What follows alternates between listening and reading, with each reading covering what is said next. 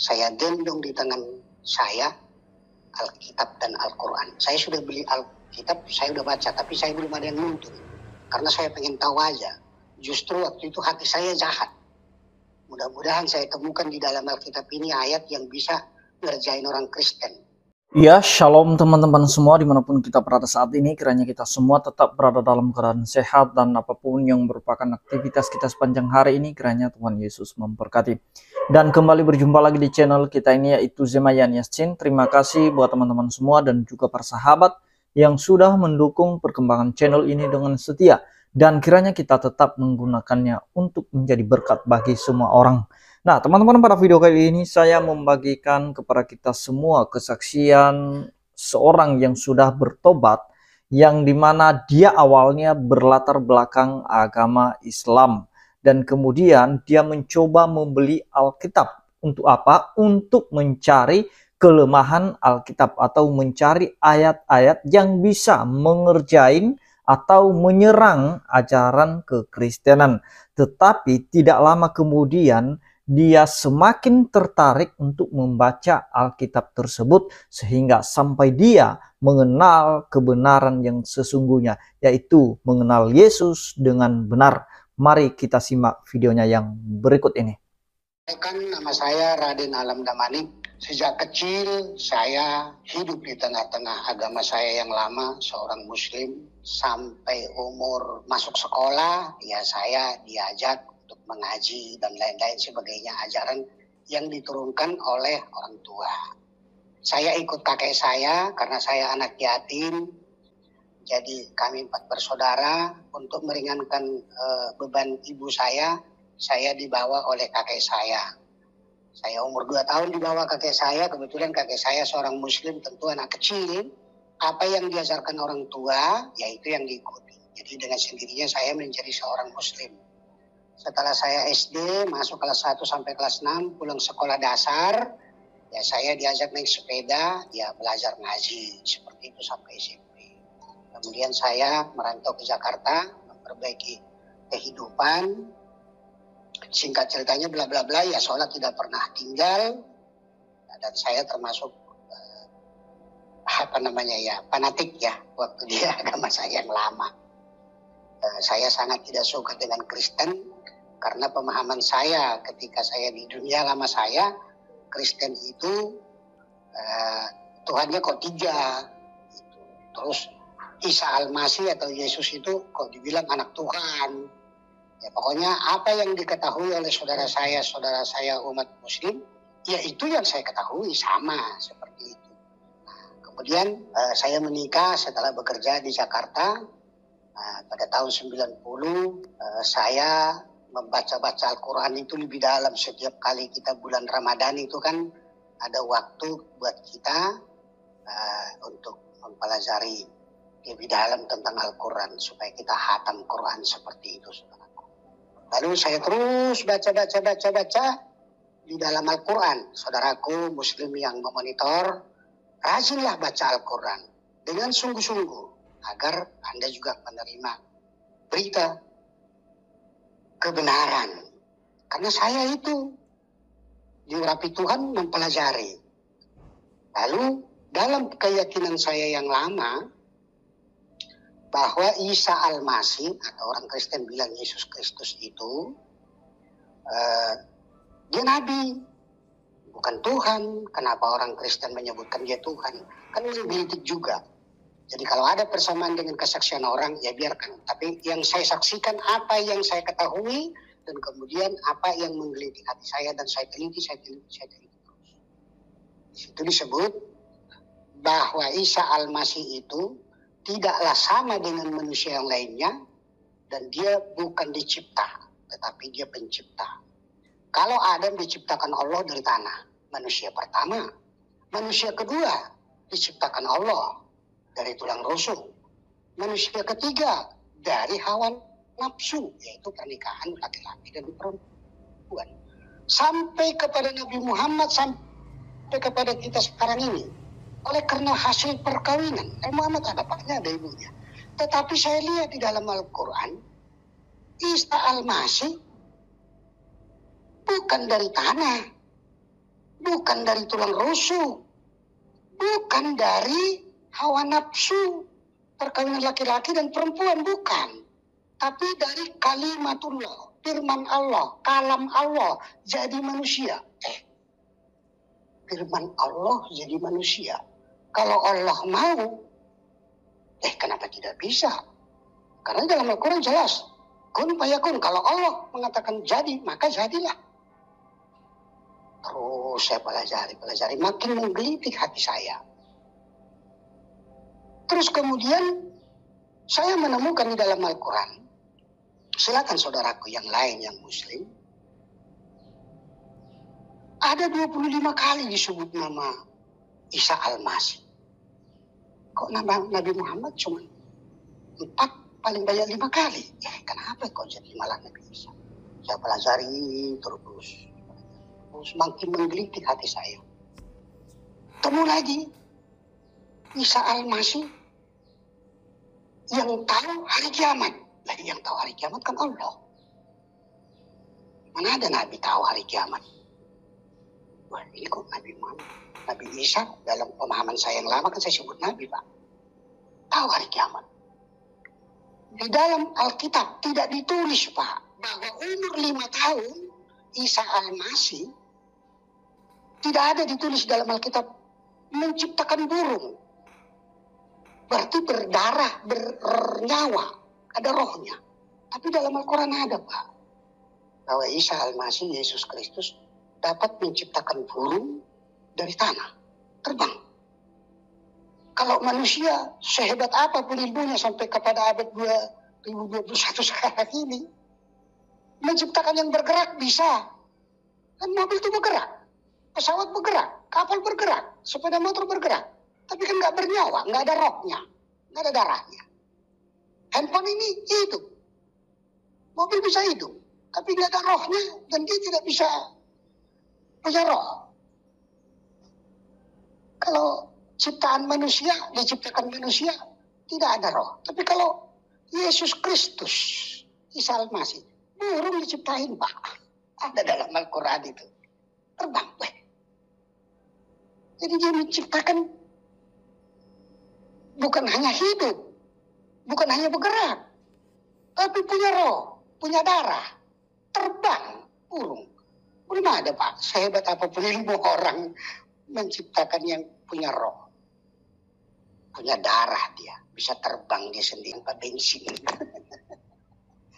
Berarti ini siapa ini Isa Al-Masih? Kan gitu. Lalu kemudian penasaran. Mohon maaf, ini yang saya alami. Saya masih dalam kebingungan pada saat itu. Saya gendong di tangan saya Alkitab dan Al-Quran. Saya sudah beli Alkitab, saya sudah baca, tapi saya belum ada yang nuntun. Karena saya pengen tahu aja. Justru waktu itu hati saya jahat. Mudah-mudahan saya temukan di dalam Alkitab ini ayat yang bisa ngerjain orang Kristen. Dulu saya pikirannya begitu. Saya baca terus. Malah saya ketarik, Pak. Haleluya. Gitu. Nah, kemudian ketika saya gendong kedua buku suci ini, Pak, lalu saya berdoa dengan cara saya, cara yang lama. Ya Allah, ya Rabbi, tunjukilah kepada saya sesungguhnya saya dalam keadaan kebingungan. Bla bla bla bla, doa saya, Al-Qurannya jatuh, Pak. Itu kesaksian saya yang saya alami. Saya bingung. Baru tengah malam saya sholat tahajud. Agar saya diberi petunjuk. Agar saya tidak menjadi orang yang kebingungan. Jangan menjadi orang gila antara buku yang ini dengan buku yang ini. Di sini begini, di sini begini. Dan ketika kami sholat, saya tadi katakan 5 waktu 17 rakaat. Setiap rakaat itu saya tadi sudah katakan. Tunjukilah kepada kami jalan yang lurus, jalan yang kau. Dalam penelitian saya, tunjukin itu berarti belum tahu. Saya baca bukunya orang Kristen, Pak. Akulah jalan yang benar dan hidup. Nah, di sini nyari, di sana dikasih tahu. Makin menggelitik hati saya, Dan yang terakhirnya itu saya mencatat beberapa yang menggelitik hati saya yang saya pelajari dari buku suci yang saya yakini sebelumnya, saya catat. Apa yang menggelitik saya catat. Lalu saya tanya orang yang lebih pakar, yang lebih tahu daripada saya. Tidak memuaskan jawabannya. Artinya tidak alkitabiah. Begitu juga ke pesantren saya tanya. Terakhir ada kebetulan kesempatan dengan dasar lobby yang sudah lama, saya ketemu di Salemba dengan almarhum Bapak yang saya sangat hormati, namanya Pak Hasyim Mujadi. Setelah itu saya minta, Haji, saya minta waktu 10 menit, ada yang mau saya tanya. Oh ya silakan duduk Haji. Oh iya, saya sudah berangkat haji 2 kali, 1 kali umroh. Makanya tadi saya Pak Hasyim Mujadi manggil saya Pak Haji. Terus kemudian saya ajukan pertanyaan bla bla bla bla bla yang menggelitik hati saya itu ternyata bukan 10 menit, hampir 3 jam. Terus sharing, tukar pikiran, bukan berdebat, tukar pikiran. Tapi terakhir dia bilang, Pak Haji, kebanyakan pertanyaan loh. Saya masih banyak kerjaan. Jawaban saya, imanmu yang menyelamatkan engkau. Nah, itu kata beliau. Oh ya sudah Pak, terima kasih. Assalamualaikum, saya salam. Ingat-ingat, imanmu yang menyelamatkan engkau kan ada di dalam Al-Quran itu, yang ada dalam Alkitab. Tapi sudahlah, memang iman kita yang menyelamatkan kita. Bukan karena amal perbuatan. Seberapa besar amal perbuatan kita? Coba kalau kita bangun pagi, terus kita sehat, seger, alhamdulillah. Berapa miliar itu bisa kita bayar? Napas kita seger pagi-pagi. Jadi bukan oleh karena amal perbuatan kita. Saya baca di dalam bukunya orang Kristen itu. Oleh karena kasih karunia, karena sayang banget Allah sama kita. Wih, luar biasa ini. Bukan oleh karena kita ganteng, karena suku ini, karena amal perbuatan, karena kita soleh. Soleh bagus. Menolong sesama bagus. Lalu saya tanya lagi kepada yang saya anggap lebih senior. Kalau di sini saya tidak mau berbahasa Arab Pak, walaupun saya bisa. Ada semacam doktrin apa ya namanya. Agama kamu buat kamu, bagi kamu. Agama saya buat saya, bagi saya. Berarti sebagai peneliti ini ada tembok. Tidak boleh nyebrang ke sana. Saya baca di dalam bukunya orang Kristen. Kasihanilah sesamamu. Nggak ditulis. Kasihanilah sesama Kristen. Nggak begitu. Sesamamu. Sesama manusia. Bahkan mungkin di luar manusia. Kasihanilah sesamamu. Sama seperti engkau mengasihani dirimu. Luar biasa ayat. Saya baca lagi Pak. Kita harus mengampuni. Nah saya ingat di dalam Al-Quran. Allah tempat kita mengadu dan memohon. Nabi Muhammad, Nabi saya dulu Pak, masih memohon ampun atas segala dosa pelanggaran. Di dalam buku Kristen saya baca, Isa Al-Masih mengampuni. Ini Nabi saya paling terakhir minta ampun. Di dalam bukunya orang Kristen, Yesus itu malah mengampuni. Makin menggelitik Pak, menggelitik hati saya. Jadi setiap saudara saya murtadin, saya suka juga nonton di YouTube. Masing-masing kita memperoleh hidayah, tuntunan Rohul Kudus yang berbeda-beda. Kita menerima kebenaran. Pemahaman saya bahwa Isa Al-Masih, Yesus Kristus adalah Allah, Dia adalah Tuhan.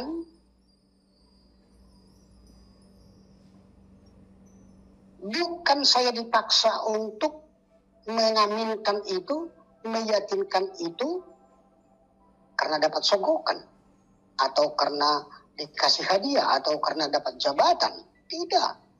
Justru, mohon maaf,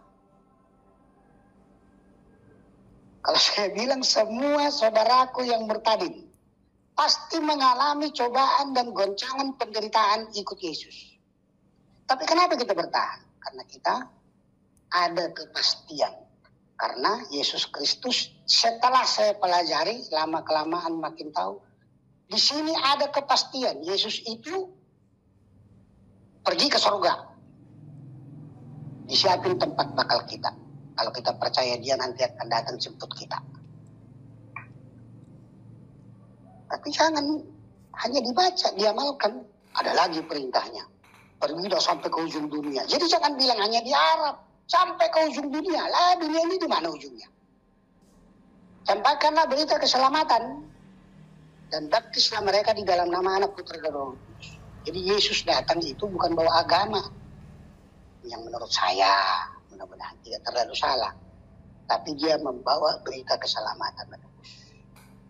Nah, itu dia videonya teman-teman. Kita sudah mendengarkan apa yang telah dia sampaikan. Dan itu memang fakta. Apa yang sudah dia katakan, yang dia saksikan tentang pengenalannya akan Tuhan. Yang memang dari awalnya dia buta tentang kebenaran. Tetapi dia mencoba membeli Alkitab suci Kristen. Dan dia membaca, setelah itu dia semakin tertarik. Yang niatnya awalnya adalah untuk mencari kesalahan di dalam Alkitab. Supaya dia punya dalil untuk menyerang, untuk mempersalahkan, untuk mengerjain orang-orang Kristen. Dengan mengatakan Yesus bukan Tuhan. Tetapi justru kuasa Tuhan ada di balik niatnya itu. Di mana Tuhan menjelikan hati, pikirannya, memberikan, mengaruniakan kepadanya pengertian yang benar tentang siapa Yesus Kristus. Seperti yang dia katakan tadi, bahwa nabi lain itu meminta pengampunan kepada Allah, tetapi Yesus Kristus justru sebaliknya memberikan pengampunan. Itu siapa yang bisa melakukan hal itu? Siapa yang bisa mengampuni selain Dia? Yaitu Allah yang menciptakan langit dan bumi. Dan dia di situ perbandingkan bahwa Yesus bukanlah manusia biasa, melainkan dialah Allah yang mengaruniakan keselamatan bagi semua orang. Dia adalah Allah yang datang dalam rupa manusia supaya dia bisa menyerahkan dirinya untuk menebus manusia dari hukuman dosa itu. Dan ada banyak hal yang dia baca tentang Yesus Kristus, bahwa Yesus itu adalah benar-benar Allah yang hidup. Dan itu masuk akal ketika dia mengerti bahwa kalau nabi-nabi yang lain, tidak ada yang menjamin diri mereka itu tidak berdosa. Di dalam kitab suci hanya Yesus Kristuslah yang dikatakan suci dan benar. Nabi-nabi yang lain tidak. Bahkan nabi yang dia imani sebelumnya tidak demikian. Justru dia bertanya dan rasa penasarannya semakin kuat. Sehingga dia mencari sampai dia menemukan kebenaran itu. Karena Allah berkata dalam firman-Nya, "Aku yang memilih kamu, bukan kamu yang memilih aku." Sehingga ketika dia membuka diri terhadap kebenaran yang dia baca itu, maka dia menemukan pengertian firman yang sesungguhnya yang telah dia bacakan. Demikian juga kalau kita lihat oknum-oknum ustadz yang sengaja mengotak-atik ayat-ayat Alkitab, dan itu fakta. Ketika mereka membaca ayat-ayat Alkitab, bukan mereka semakin berhenti, justru mereka semakin kecanduan. Sekalipun niat mereka adalah untuk mencari-cari kesalahan dari Alkitab itu sendiri, tetapi niat atau kecanduan atau ketagihan mereka dalam membaca kitab suci Kristen itu semakin kuat, dan itu terbukti. Nah, jadi itu dia teman-teman, bahwa suatu saat mereka yang membaca Alkitab itu akan membuka diri terhadap kebenaran yang telah mereka lihat dan telah mereka rasakan. Demikian yang saya sampaikan, kiranya Tuhan Yesus memberkati kita semua. Shalom.